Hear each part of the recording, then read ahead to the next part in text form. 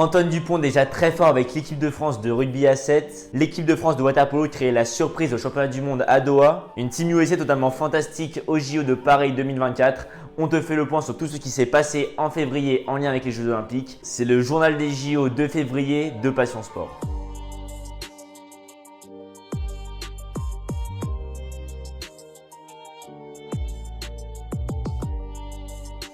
Salut à tous, très content de vous retrouver pour un tout nouveau journal des JO sur la chaîne. Avant que la vidéo ne commence, n'hésitez pas à vous abonner, c'est super important pour nous et c'est gratuit, ça vous permet de ne pas rater nos prochaines vidéos. N'hésitez pas aussi à liker et à commenter. Et on commence tout de suite cette vidéo par un point sur les athlètes et les équipes françaises. Première info, l'équipe de France de rugby à 7 a remporté le dimanche 3 mars son premier succès sur le circuit mondial depuis 2005. Une victoire très importante pour la confiance à un peu plus de 4 mois des JO de Paris. On avait dit qu'on voulait gagner un tournoi avant les JO et c'est chose faite, mais on ne va pas s'arrêter là, déclarait le capitaine Paulin Riva à l'issue de la finale face à la Grande-Bretagne. Une finale remportée de main de maître sur le score de 21-0. L'une des attractions de ce tournoi était la présence d'Antoine Dupont dans les rangs de l'équipe de France, lui qui effectuait son deuxième tournoi avec cette équipe après celui à Vancouver un peu plus tôt dans le mois. Par son aura et sa puissance, mais aussi avec son expérience, le capitaine habituel du 15 de France, auteur de 6 essais en 2 tournois, a déjà beaucoup apporté à ce groupe. Antoine Dupont va maintenant retrouver le Stade Toulousain, il ne participera pas donc aux 2 prochains tournois de l'équipe de France de rugby à 7, mais en fin de saison, il reviendra pour le grand tournoi qui aura lieu à Madrid et bien sûr, il enchaînera avec les JO. On enchaîne maintenant avec un point sur les athlètes français au championnat du monde en salle de Glasgow en athlétisme qui se tenait le premier week-end de mars et c'est un bilan plus que mitigé pour les Français avec seulement 2 médailles gagnées. Le prometteur Jusqu'au Omaté a remporté sa première médaille mondiale. Il est seulement devancé par l'intouchable américain Grant Holloway et par l'italien Lorenzo Simonelli.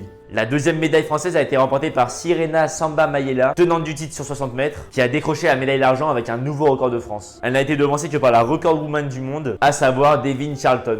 Déception en revanche pour le perchiste Thibaut Collet, qui s'est classé 6ème de la perche, lui qui avait pour ambition de monter sur le podium des mondiaux. Le Français s'est arrêté à 5,65 m, très loin de son record personnel situé à 5,92 m.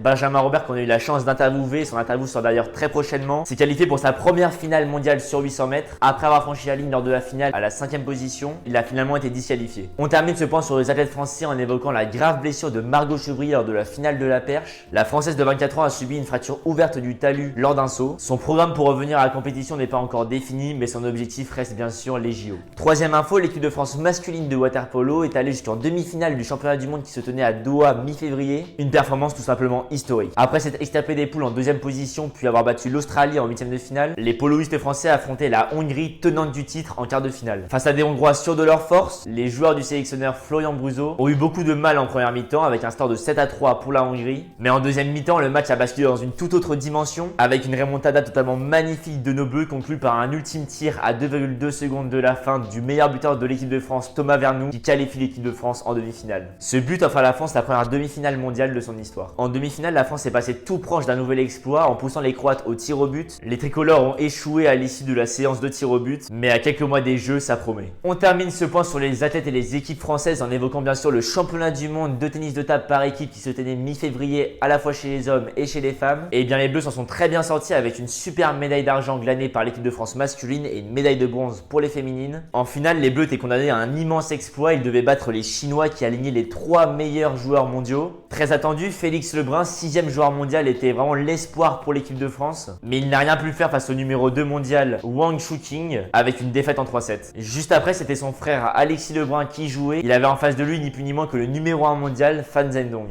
Après un combat irrespirable, le Français s'est malheureusement incliné en 5-7 après avoir eu une balle de match. Dans le 3ème match, Simon Gauzy devait absolument ramener la victoire pour que l'équipe de France reste en vie dans ce mondial. Mais face à la légende du ping-pong Ma Long, le Français n'a rien pu faire. Les Bleus sont donc médaillés d'argent, la 3ème médaille d'argent du tennis de table français. Photo française, je l'ai dit un petit peu plus tôt, mais elles n'ont pas non plus démérité. Éliminée en demi par la Chine, elle ramène quand même la médaille de bronze. On passe maintenant à la deuxième partie de la vidéo avec un point rapide sur les stars internationales. On retourne du côté de Glasgow pour faire un point sur les principaux athlètes internationaux. Femke Bol, la surdouée du 400 mètres et du 400 mètres haies, a fait énormément parler d'elle puisqu'elle a battu un nouveau record du monde sur 400 mètres. Grant Holloway, roi du 60 mètres haies, n'a pas perdu sur la discipline depuis 2014, a bien sûr remporté la médaille d'or avec un super temps de 7 secondes et 29 centièmes, très proche de son record du monde. Le Burkinabé Hugues Fabrice Zango, seul au monde au triple saut, s'est facilement imposé, tout comme Mondo Duplantis à la perche. La star de l'athlétisme s'est quand même fait une petite petite frayeur à 5,85 m avant de franchir facilement 5,95 m et 6,5 m et bien sûr de s'adjuger la médaille d'or. On termine ce petit tour d'horizon sur les stars de l'athlétisme mondial en évoquant Chris Coleman. L'américain s'est imposé sur l'épreuve reine, le 60 mètres, devant son compatriote et champion du monde du 100 mètres, Noah Lyles.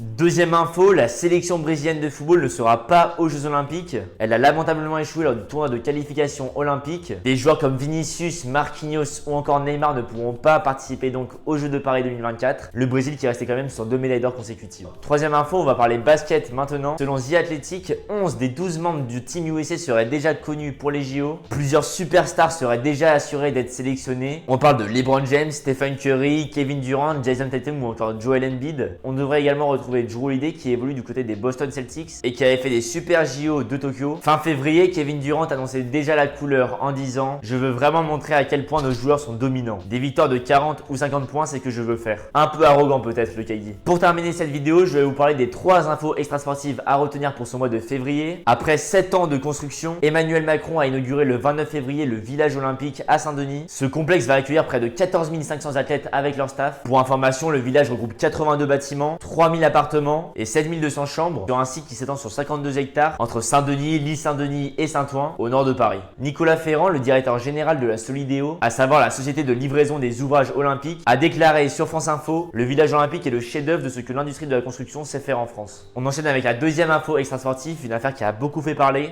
Une sacoche contenant un ordinateur et 2 clés USB où auraient été stockés les plans de sécurisation des Jeux Olympiques de Paris par la police municipale a été dérobée lundi 26 février gare du Nord. Après plusieurs jours d'enquête, le parquet de Paris affirme que l'ordinateur et les clés USB ne sont pas sensibles, plus de peur que de mal donc. Troisième et dernière info, le président de la commission du CIO, Pierre-Olivier Bakers, a pris la parole début mars. Ce qu'il faut retenir de son discours est le fait qu'il n'y a aucun obstacle majeur qui pourrait nuire aux Jeux Olympiques de Paris 2024 selon lui. Voilà, ça en est terminé pour ce 3e journal des JO. J'espère qu'il vous aura plu. Comme vous avez pu le voir, beaucoup de choses se sont passées début mars. J'ai donc fait le choix d'en parler directement dans cette vidéo. Si la vidéo vous a plu, n'hésitez pas à vous abonner. C'est super important pour nous et c'est gratuit. Je vous dis à très bientôt pour de nouvelles vidéos et une nouvelle interview qui va bientôt sortir sur la chaîne. À bientôt, c'était Charles pour Passion Sport.